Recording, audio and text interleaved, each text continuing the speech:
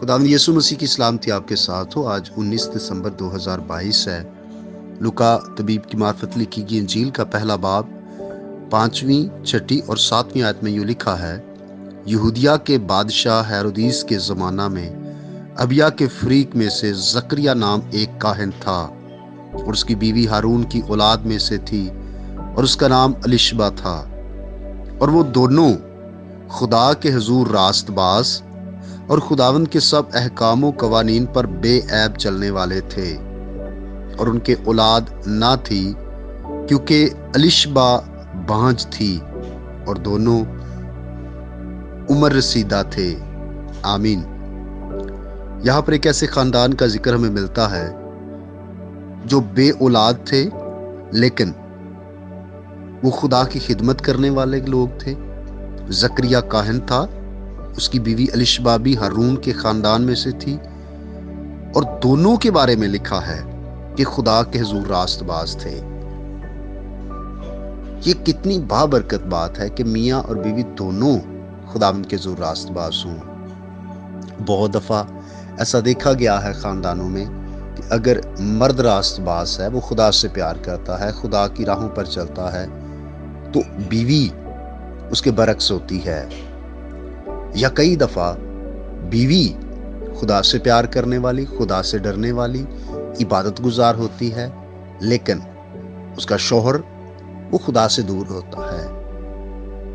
کاش کہ ہمارے خاندان ایسے بن جائیں کہ دونوں میاں بیوی خدا کے حضور راست باز ہوں، دونوں میاں بیوی خداوند اپنے خدا سے اپنے سارے دل، اپنی ساری جان اور اپنی ساری عقل سے محبت رکھنے والے ہوں۔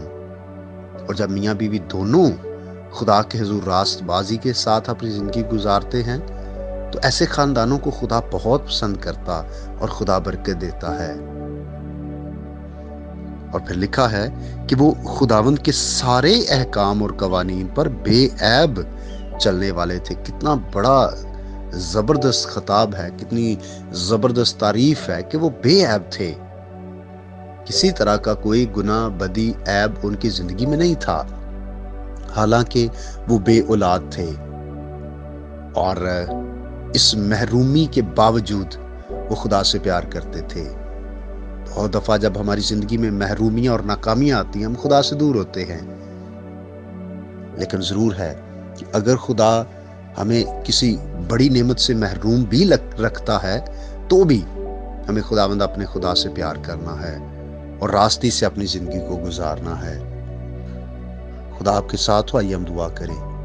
اب آپ یسوع کے نام سے آج میری دعا ہے فیملیز کے لیے، خدا خاندانوں کو برکت دے۔